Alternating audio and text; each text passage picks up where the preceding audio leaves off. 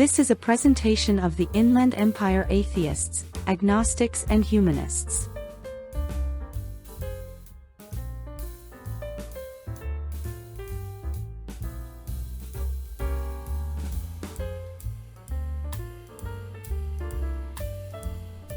Okay, so now we're gonna do the chicken salad part. The chicken salad is gonna have this shredded chicken, 3 spoons of mayo, and then a small can of peas and carrots already cooked. I already drained all the liquid.